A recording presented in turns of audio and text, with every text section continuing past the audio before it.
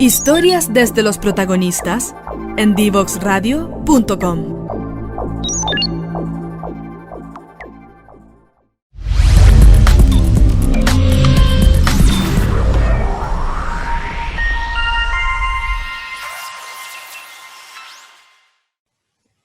Bienvenidos de vuelta a Exploradores de Futuros. Ya estamos aquí con Graciela Guadarrama desde Berlín. Bienvenida, Graciela. Hola, Bárbara, muchas gracias por tenerme aquí con ustedes. Sí, muchísimas gracias por aceptar. Vamos a partir con la pregunta que le hacemos a todos nuestros invitados. ¿Qué es para ti el futuro? ¿Qué es para Graciela el futuro? Para mí el futuro, ¿qué es? Es como un playing field, ¿no? Muchos dicen en inglés, es como un campo de exploración, es una pizarra en blanco, digamos, y es sí, como un campo de exploración. Y desde ahí, sí, como que desde ahí ataco yo como toda esta parte del futuro, como mucha oportunidad y emoción y mucho como proactividad más que reactividad. Y si quieres platicamos un poquito más de eso en un ratito. Pero sí, lo veo también como una parte muy importante de mi vida y de la sociedad en general. Y pues ahorita con todos los sucesos del año, ¿no? Del año pasado y todo, creo que el futuro es un tema del que tenemos que empezar a hablar mucho más y tenemos que empezar a darle oportunidad a muchas más voces a que hablen del futuro y que, digamos, en mi campo, digamos, que diseñen, ¿no? El futuro, que formen parte activa de no nada más de la plática, como esto que estamos haciendo tú y yo, sino de realmente los pasos a seguir para llegar a estos futuros. Entonces, yo creo que muy relevante ahorita, se está convirtiendo, para bien o para mal, también mucho en una buzzword, es una palabra que todo el mundo como que está utilizando ahorita y en general creo que eso puede ser muy bueno mientras se use, digamos, correctamente y como decía hace un rato, digamos, que se le dé la oportunidad a la gente de hablar y que no sea, de hablar y participar y diseñar y que no sea como muchas de otras esas cosas, como un algo ahí muy como peleado, ¿no? Un campo así como muy, sí.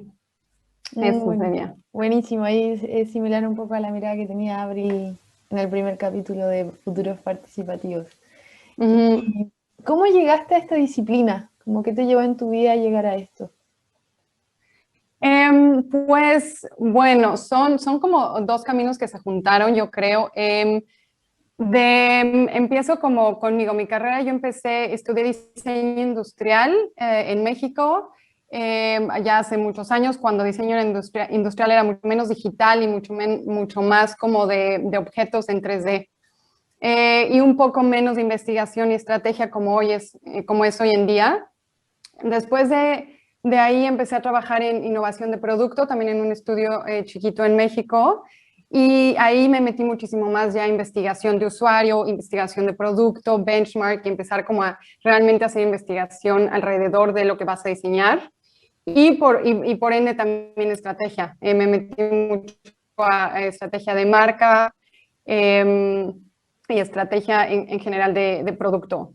Después de estar trabajando ahí en México por unos años, como que me interesó mucho esta parte de investigación y estrategia, entonces empecé a ver programas de maestría o de posgrado en otros lugares y aquí me topé con un programa que es de OCAD University en Toronto, en Canadá, y es una maestría en diseño en Strategic Foresight and Innovation.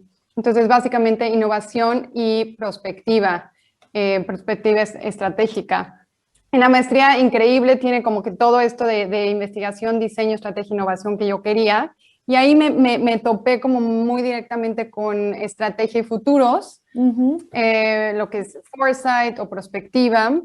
Pero indirectamente mi papá fundó hace ya 35 años un instituto se llama el Instituto para la Planeación del Desarrollo, con base en México, en la Ciudad de México, donde desde hace 35 años habla como de estrategia prospectiva y todos esos temas, como de una escuela un poco distinta a la mía, pero como que muy, muy indirectamente los caminos se juntaron. Y ahorita también colaboro mucho con el instituto, soy asociada al instituto y hacemos diferentes proyectos yo colaboro ahí con perspectiva estratégica, diseño e innovación en general. Entonces, como que estos dos caminos se juntaron y para mí todo fue muy natural, como que de diseño, estrategia a futuros, todo como que hizo clic. Y pues ahí estudié mi maestría en Canadá y después trabajé unos años allá, también un poco en Design Research como disciplina, donde incorporé mucho esta parte de futuros. Y sí, pues es como lo que he estado haciendo. Me gusta decir que como que uno disciplinas diferentes y la mayoría de los que estudian o practican futuros no vienen de una disciplina nada más, ¿no? Es muy multidisciplinario, que es lo interesante de la disciplina para mi gusto. Entonces yo como que combino diseño, mucho de sistemas, como pensamiento sistémico, innovación y futuros, como en los proyectos en general en los que colaboro. Y normalmente trabajo mucho, pues mucho por el instituto de mi papá, que es como con un enfoque de desarrollo social y ambiental. Entonces esos son, digamos, como mis dos temas muy grandes que si ya pensando en sistemas, pues todo está interconectado. Entonces cualquier cosa que trabajo, como que la trato de siempre unir, como que ver más bien de forma sistémica. Perfecto. Sí, qué interesante. Y ahí también recalcar el punto que mencionas sobre que en general la gente viene de distintos campos, como ese concepto más transdisciplinario que se da en este campo está bien interesante igual. Como hace algunos capítulos hablamos alguien desde la psicología, con teatro, ahí con Aletia, tú me mencionas, claro, diseño, pensamiento sistémico, futuros, como va abriéndose el aspecto de exploración, por así decirlo, al mezclar distintas disciplinas. Sí, sí, sí, exacto. Oye, y actualmente tú eres también cofundadora de Future Space, ¿no? Sí. ¿Nos podrías contar qué es Future Space y cómo surgió? Claro.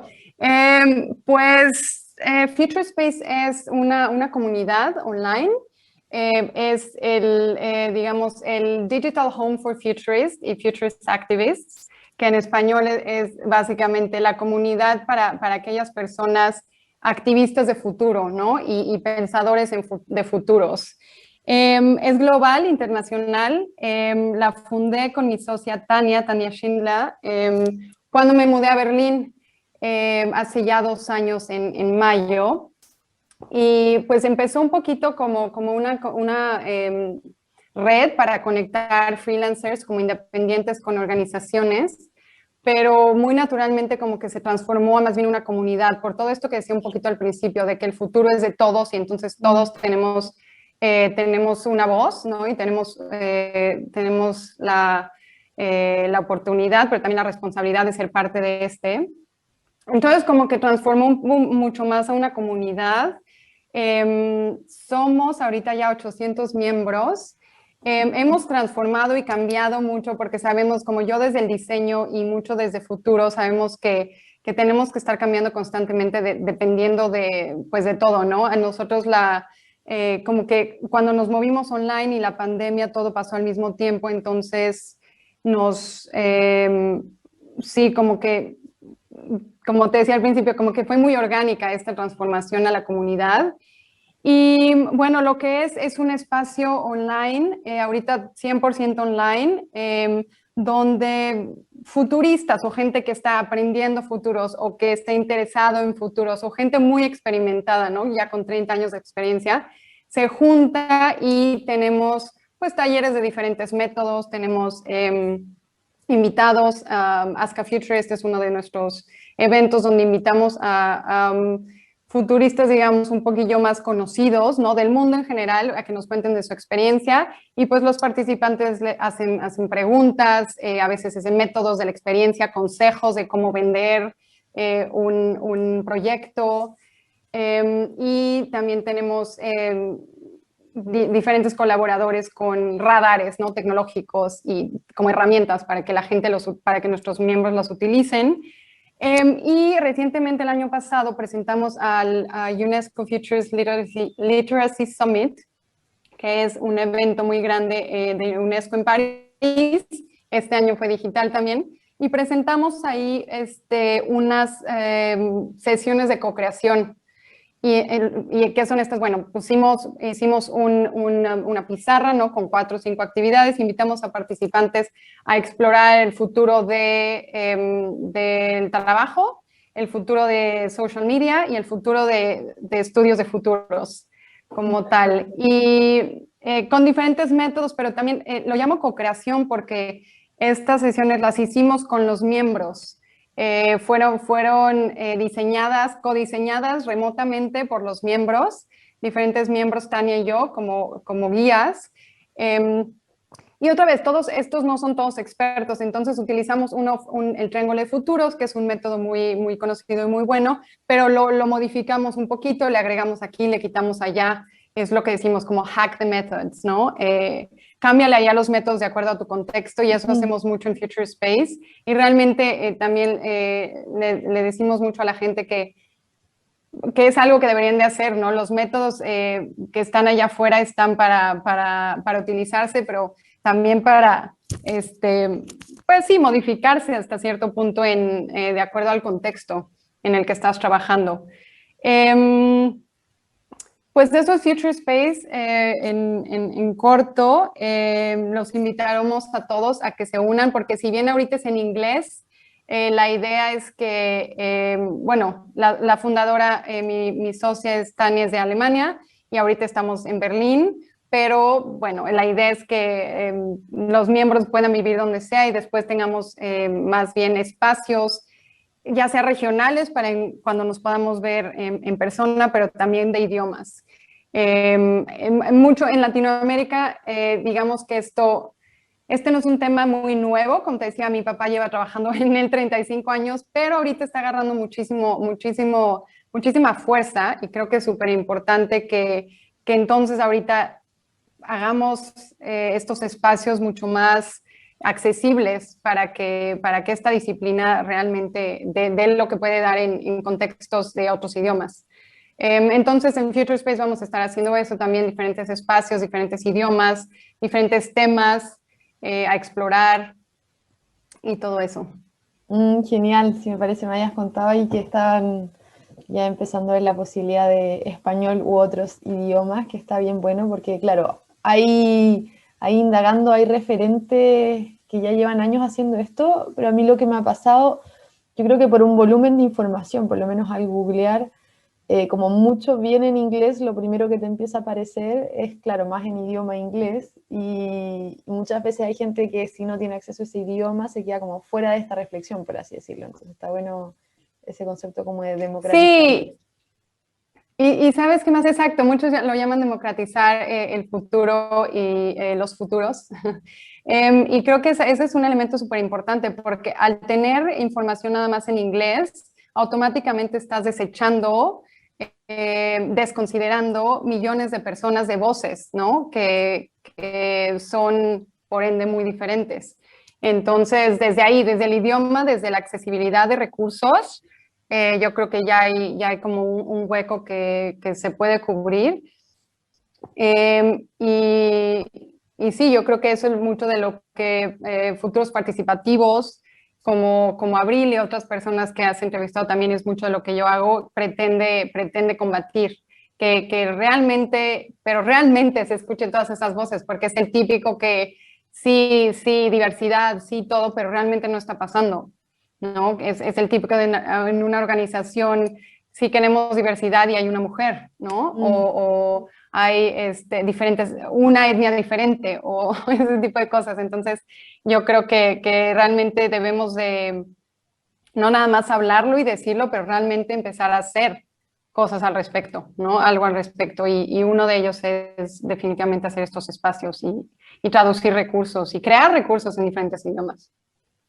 Buenísimo. Y a propósito de lo que mencionas de futuros participativos, ¿Cómo ha sido tu experiencia indagando ese campo? Como, desde tu experiencia, ¿cómo se puede hacer participativo en esto en relación a otras etnias o géneros? Claro, yo como que siempre por el diseño siempre hice cosas así como participativas. Creo que al principio, como enfocado un poquito más a design thinking, la idea era irse por un usuario específico, ¿no? ¿Quién va a usar tu taza? Bueno, las personas X, Y, Z. Por otro lado, los futuros participativos yo creo que pretende mucho más irse sí, a más variedad de personas diferentes. Y eso por definición lo hace más complicado, ¿no? Nadie dijo que futuros participativos sea fácil, pero es muy necesario y es algo que tenemos que empezar a hacer y es factible. ¿Cómo? Bueno, yo en general son varias cosas. Creo que uno, en el tema de recursos que platicábamos, es un poco leer recursos distintos, ¿no? Leer autores diferentes. No sé, hay un número, hay una estadística por ahí que dice que las mujeres leen mujeres y los hombres les... No, los hombres leen hombres y las mujeres leen mujeres y hombres. Pero eso quiere decir que hombres, digamos, en números no me lo sé, pero hombres, pocos hombres leen mujeres.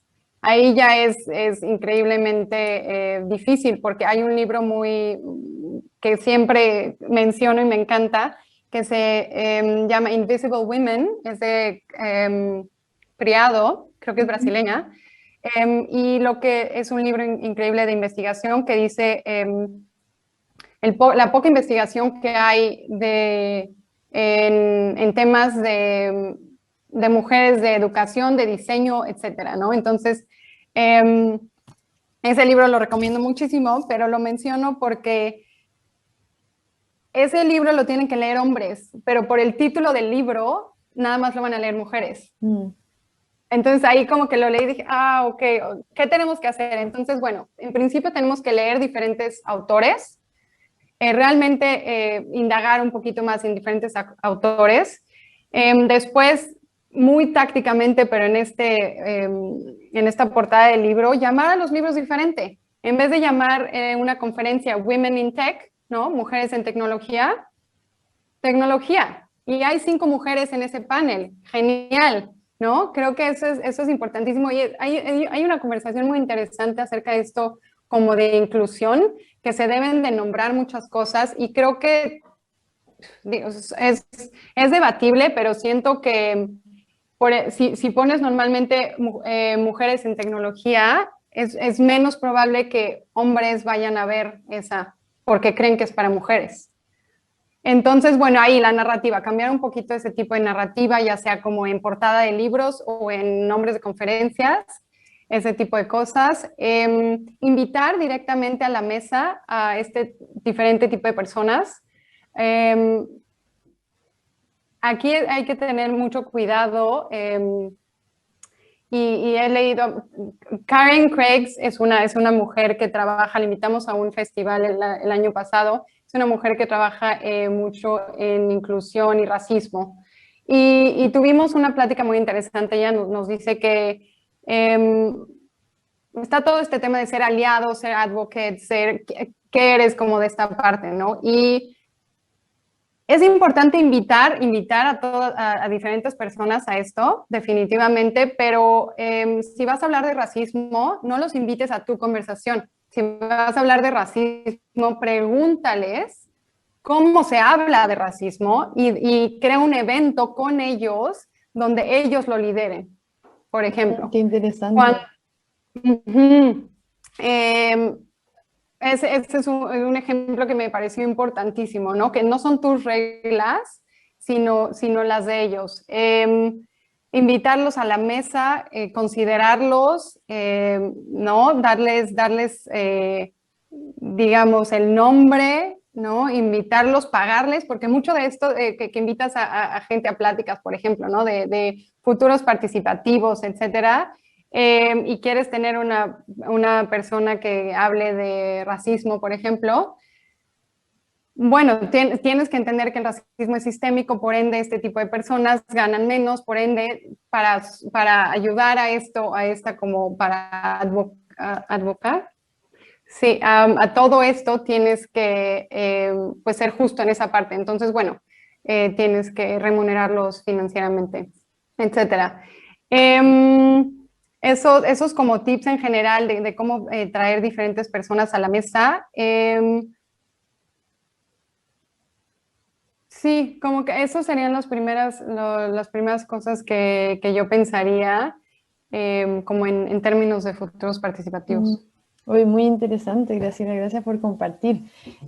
Mira, vamos a ir a una pequeña pausa musical y ya vamos a estar de vuelta para seguir hablando sobre estos temas tan interesantes.